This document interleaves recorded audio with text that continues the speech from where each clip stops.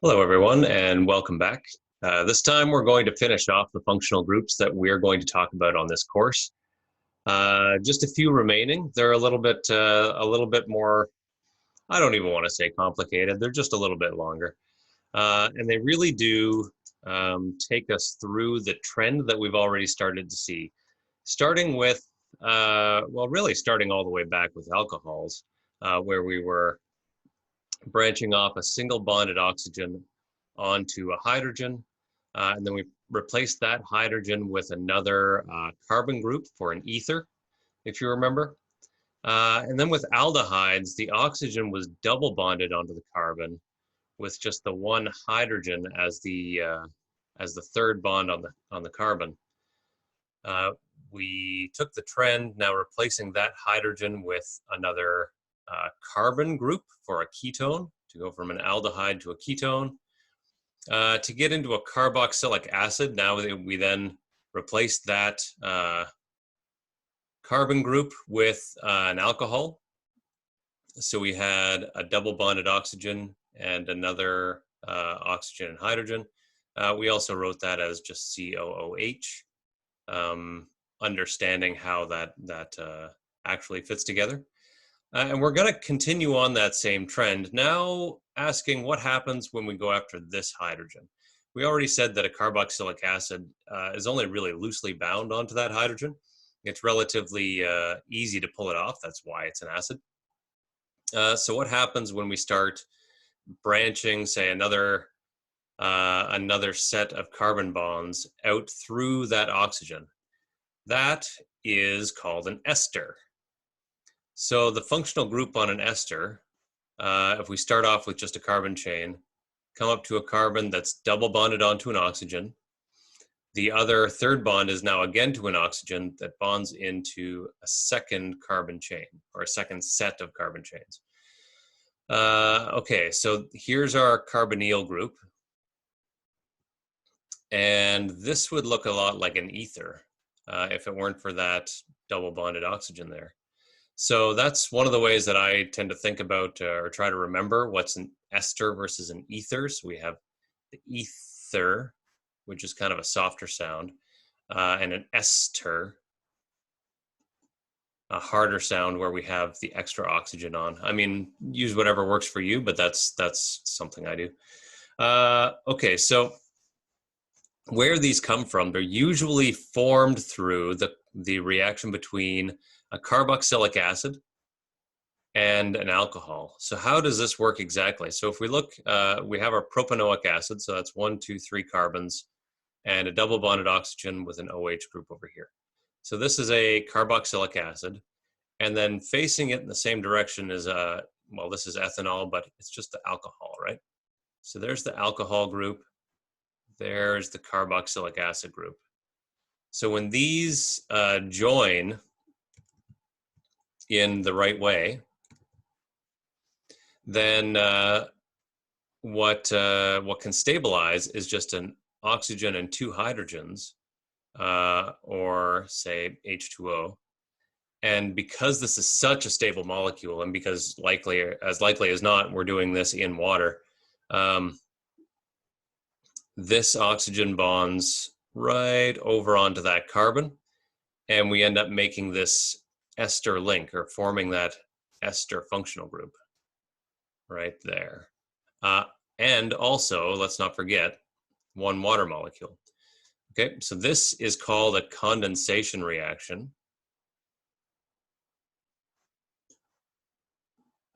Just like condensation, like you think, it's water forming on a surface. And why do we call it condensation? Because we're forming water, okay?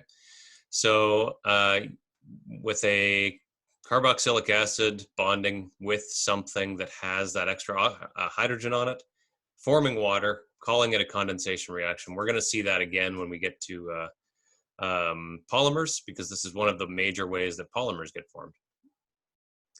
Okay, and then thinking about how we're going to name this thing.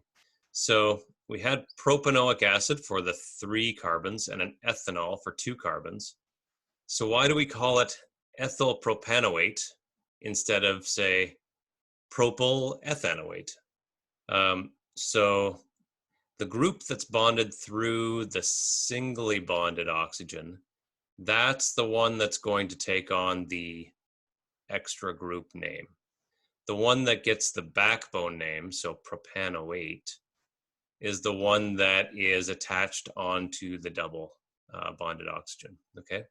So, and then for the ester, just to designate that it is in fact an ester, we throw on O8 at the end. So that's just going to be the general trend. So we have the number of carbons or whatever group is coming off of the singly bonded oxygen. That gets the side group form, so ethyl in this case.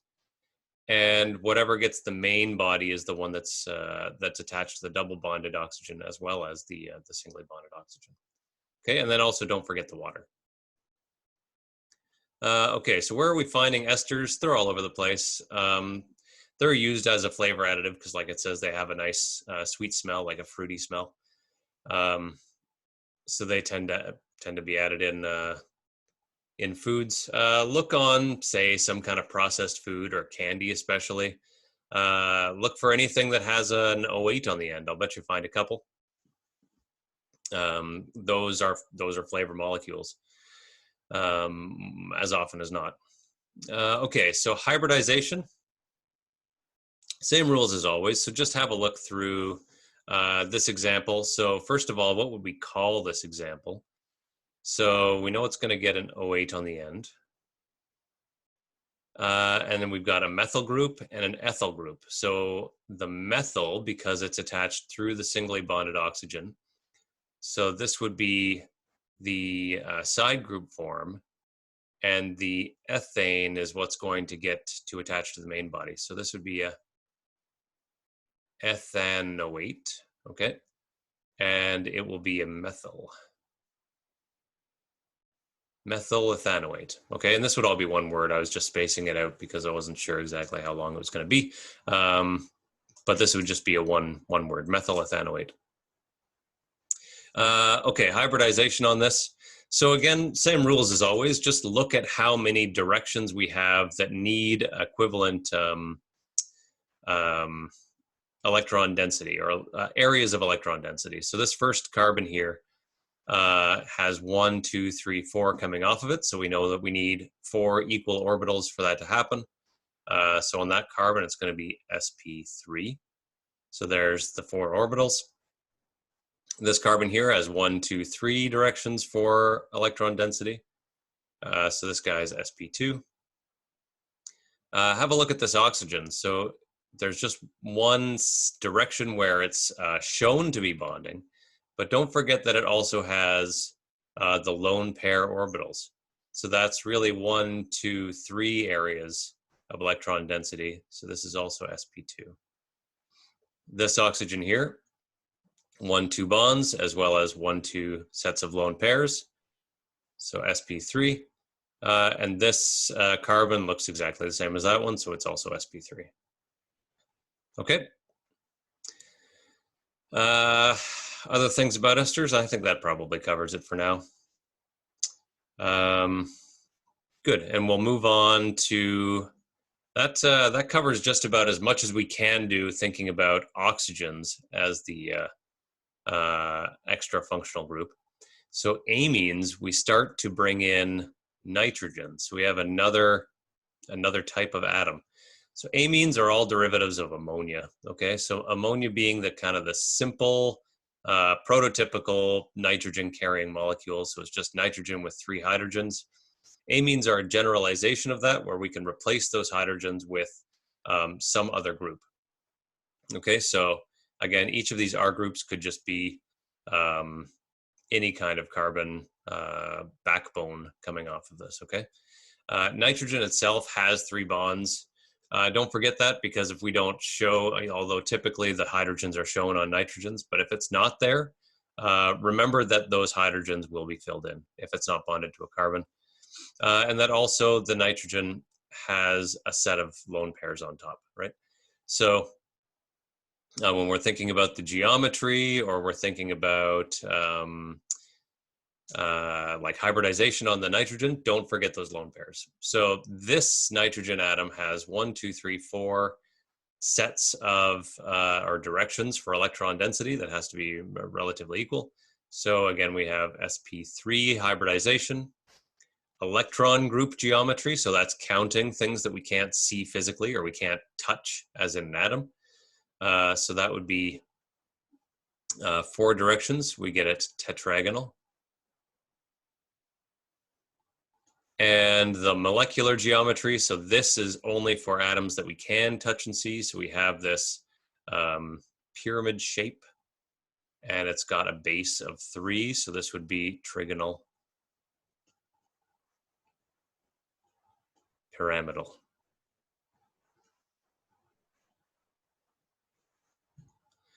Okay.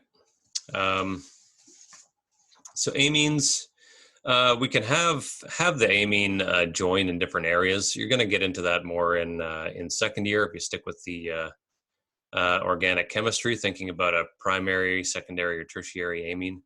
But how we're going to name this thing is really just throw an amine on the end of it. So wherever the amine is, that's going to take the main body, the priority here. So in this case, we've got a 1, 2, 3, 4, 5 carbon backbone. If we were calling it, see, this would be a pentane. But because this one is attached to the nitrogen into the amine group, that's going to take priority over just the straight carbon chain. So this is actually going to be a bute, because that's where we're picking up the nitrogen on the 4th. Well, it's actually going to be the 1st carbon. So this would be a butamine. And we have to account for that methyl group, so it's going to be a 1-methyl. 1-methyl-butamine. This nitrogen, you'll see, okay, so that was a nitrogen that just has it coming off of one part on the carbon chain. This one, we've got all 3 of them coming off. So this is actually called triethylamine.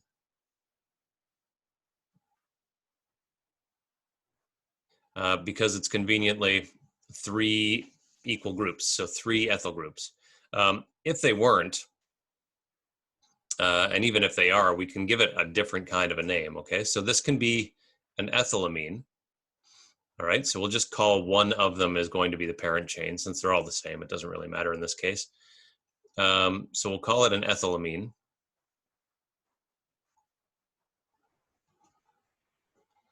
And how are we going to account for these other 2 ethyl groups? So how do they get bonded in? It's not attached to any carbon at all. So what we say is that they're N-bonded. They're bonded onto the N, okay? So this would be N, diethylethylamine. So NN diethyl, so that's the 2 ethyl groups that are attached to the nitrogen, NN diethyl. Ethylamine is accounting for the rest of the body, okay? So 2 ways of doing it. And that, of course, can be generalized. We could have a N-methyl, N-ethyl, if just one of these were 1 carbons, and carry on like that. Okay, so we've got a primary and a tertiary, but we don't have a secondary amine. So let's just draw one. There we have our nitrogen. We know that we have to have a nitrogen on there. We can put, say, a carbon group like that. We'll just keep 1 because we know that we want it to be a secondary amine. Okay, so here we have 2 coming off. Which one should we give priority to? Let's just go with the longer one, okay? So this would be still an amine, and we have 1, 2, 3, 4 carbons coming off of it, so it'll be another butamine. And we want to account for this other methyl group, so this would be an N-methyl. N-methylbutamine. Right, okay, so as opposed to, or, in contrast to the 1-methylbutamine, we have an N-methylbutamine. Okay, there's the amines, and moving into the amides. So this is why I do kind of like, say, the ether and ester being kind of in contrast with the harder sounds, because we have an amine. And when we react it with a carboxylic acid, then we get an amide. So again, the harder sound for the longer functional group. This reaction is going to be exactly the same one as we saw with the ester bond. This would just be now an amide bond. So here again, you can ignore this part because, well, it's another amine. But this part, we have the carboxylic acid functional group, and now it's being paired with an amine, okay? But again, it's another source of that extra hydrogen, so we're going to remove the water again, so this is splitting off as water. And what's left behind is that nitrogen bonded directly to the carbon, okay? And what we have is a backbone going through the carbon to the nitrogen, bonded to a hydrogen again, and then back onto the other carbon bonds, okay? So the amide bond in general is going to look like going to a carbon with a double bond, bonded to nitrogen, and then on to the rest of the molecule. Okay, so this is the amide functional group. Oh, well, there you go. That's the amide functional group. Okay, so we can have a look at the hybridization on this. So the carbon atom, we've got 1, 2, 3 areas of electron density. So this is going to be sp2. Hybridized, its geometry is going to, everything's on the same plane, and there's 3 of them, so it's going to be trigonal planar. That's an A, trigonal planar. The oxygen, this guy, we've got 1, 2, 3, again, directions for electron density, so it's also going to be sp2. The nitrogen on this, so it has 1, 2, 3, 4 areas, so needs 4 orbitals, sp3, hybridized, and its geometry. So again, you can't see those lone pairs on it, so this is going to be trigonal pyramidal again.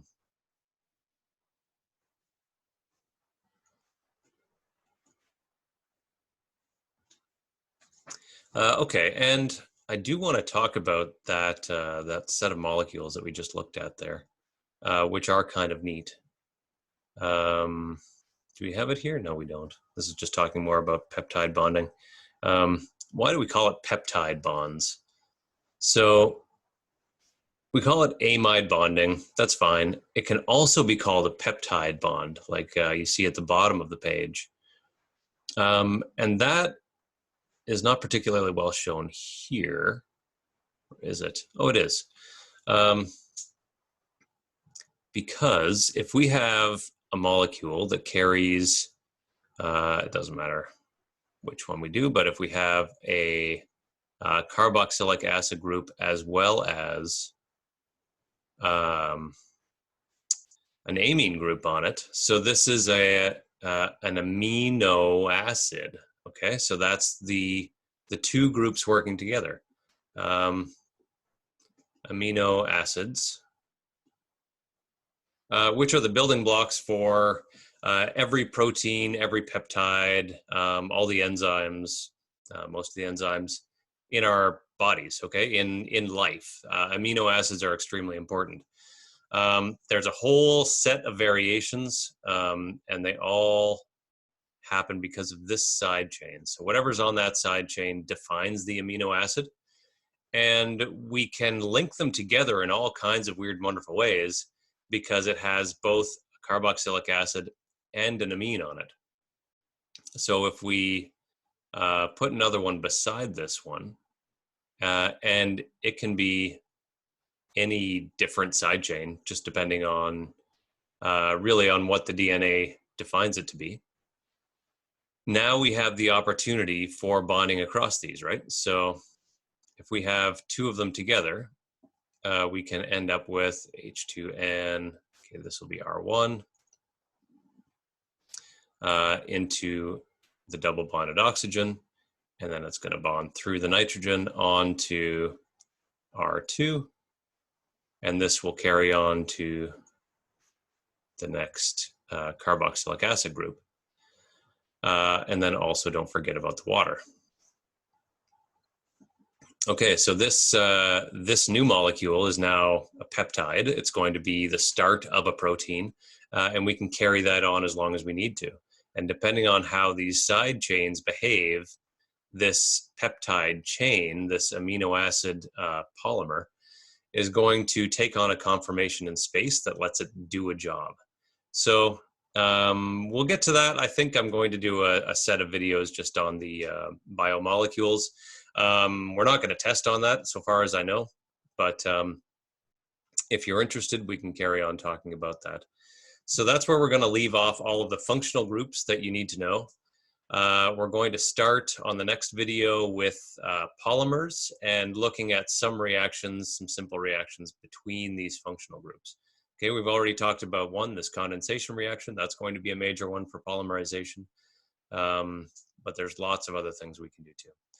Okay, so thank you for watching, and we will see you next time.